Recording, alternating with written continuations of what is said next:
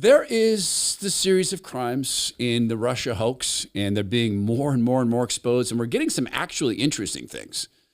And I say that, not that this isn't interesting, but is anyone in this audience actually surprised that the intelligence services had lied and manufactured evidence and used the Hillary Clinton black oppo for this and was lying to the FISA courts? We've known this. What we're getting is confirmation that it began in the office of Barack Hussein Obama, which, of course, many of us predicted.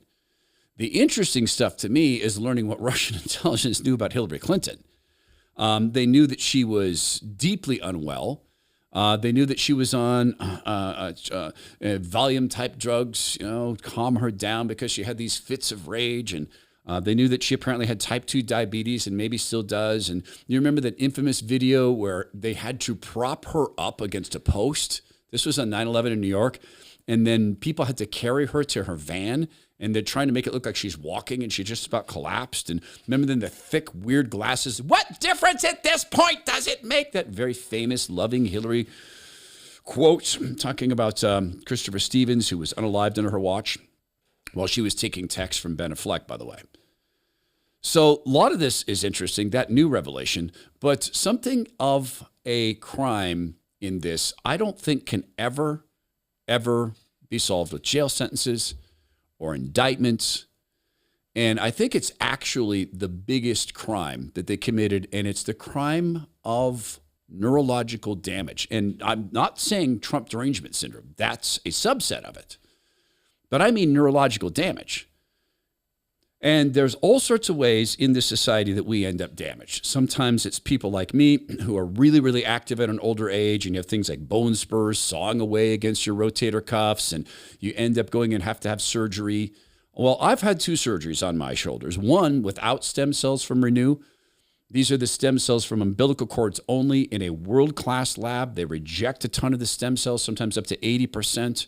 They culture the best ones. Everything I just described is illegal in the United States. They don't get to do that here.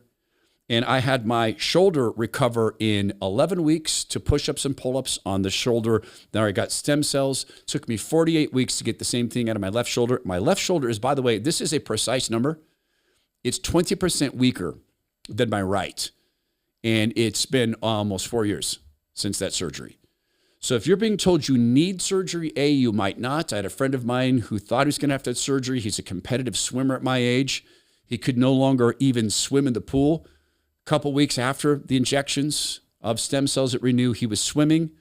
If you are going to have surgery and there's no avoiding it, then use the stem cells for recovery. By the way, before you have the surgery, get them your MRI. You may not need surgery. Go to Renew, RENUE.healthcare. That's RENUE.healthcare. Please tell me you're part of the Todd Herman Show family. Neurological stuff? Yeah, they actually have helped with that. They have. Check that out as well. That's renew.healthcare. The crime that I don't think jail sentences and indictments and prison sentences can ever make okay is the neurological crimes. President Trump, as you know, has accused, I think officially, Barack Hussein Obama of treason. It was President Obama. It wasn't lots of people all over the place. It was them too. But the leader of the gang was President Obama. Barack Hussein Obama, have you heard of him? And except for the fact that he gets shielded by the press for his entire life, that's the one they, look, he's guilty. It's not a question, I like to say, let's give it time. It's there, he's guilty. This was treason. This was every word you can think of. They tried to steal the election. They tried to obfuscate the election. They did things that nobody's ever even imagined, even in other countries. So the neurological crime begins with this. It begins with a group of Americans who spent 4 years in captivity under a president who was a Russian spy. I mean, that's pretty traumatic. And yes, Trump derangement syndrome is part of that. But think of what else it's done. It has built into intersectional politics now. You must hate what Republicans love. So, for instance, J.D. Vance was just speaking about Microsoft firing 8,000 Americans and then applying for 8,000 H-1B visas. And he said, I'm sorry, this math stinks. You just fired 8,000 Americans and you want now 8,000 foreign workers to take their place. People who've been through this trauma, neurologically traumatized by what the media did, they have to take the side of Microsoft. If they're that damaged neurologically, and there are people who are, they have to take that side. You have people taking the sides of Trent D'Agra and MS-13. Sometimes some people who you would think have a little bit of intellectual horsepower, like Martha Raddatz. Martha, do you hear yourself? It's just a few apartment buildings taken over by violent South American gangs. This is some of the neurological damage. Now, God is the ultimate physician. God can heal anything if people allow him to. But often they don't allow him to, or they don't believe he can.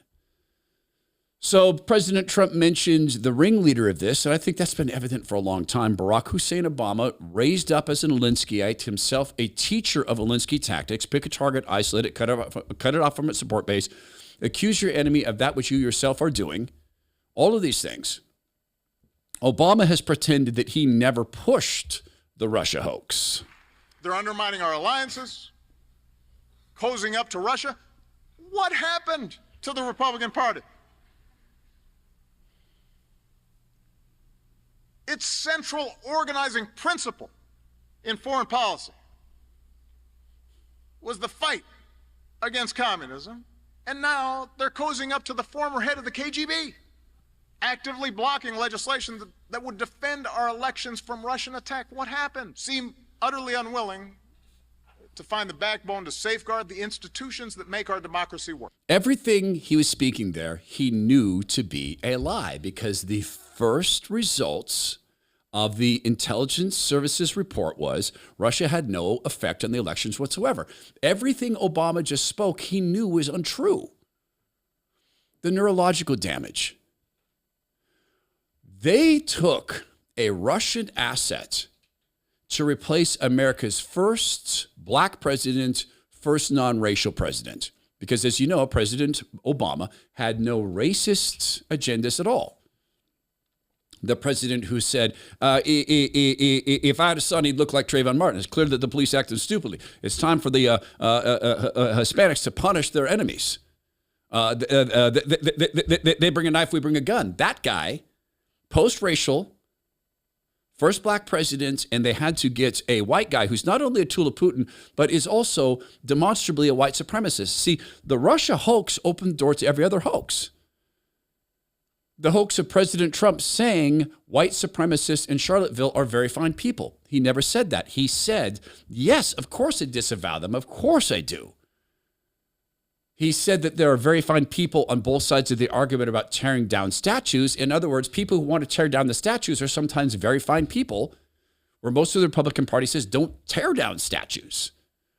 So the original crime of the lie of the Russia hoax set people up for all the other neurologically damaging beliefs. We have a president who thinks white supremacists are very fine people. Absent the Russia hoax, I don't think people get to that point. So you ended up with people under 4 years of enslavement in their minds.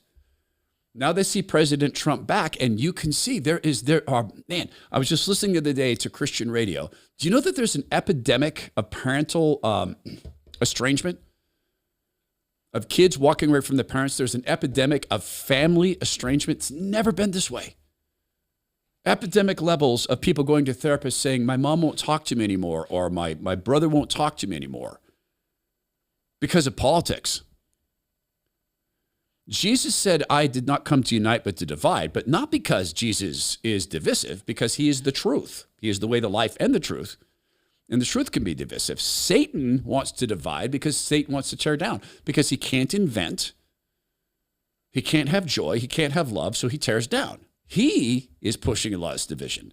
So neurologically speaking, Molly Hemingway posted this. This is a very, very good find on her part. Molly Hemingway has done a lot to document all this stuff. Molly wrote on Twitter, critics of Tulsi Gabbard's info release say the Russia collusion hoax never included claims Russia literally hacked the elections. It most certainly did, and as late as 2018, 66% of Democrats believe the Russians had literally changed vote totals. This comes from a YouGov Economist poll. There it is. Democrats believed, 66% of them in 2018, that the Russians literally went into voting machines and changed the vote totals, which, as you know, can't be done.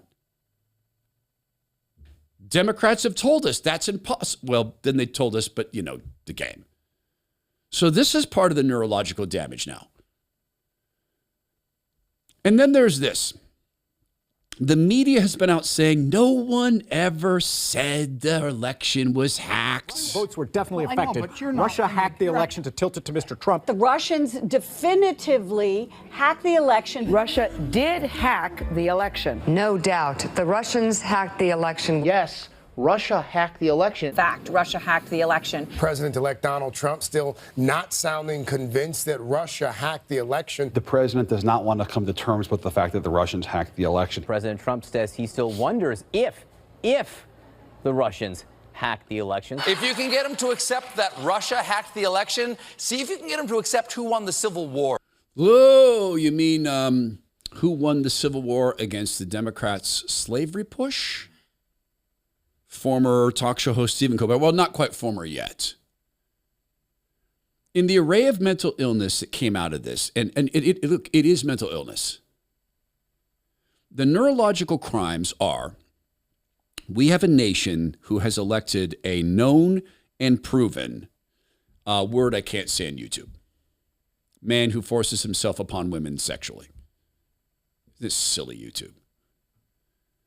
When in fact, that never happened. In that civil trial, found liable for not that. We have on trial in the White House, now living in the White House, a man who committed real estate fraud and magically got away with it. Neurological damage. In the White House, we have a man who is removing every black and brown person from the country because he hates black and brown people, when in fact, prior to being president, he was given awards by black organizations all the time. A man who lifted black employment levels. A man who let a lot of offenders out of prison who probably belonged there, many of them black, sometimes with disastrous results. The neurological damage cannot be solved. There's no justice from this through the court systems. Only God Almighty can do this. God is the ultimate physician, but first they have to choose to be healed first. And a lot of people, well, they either don't believe in God or they don't know they're sick, and so we should pray for them.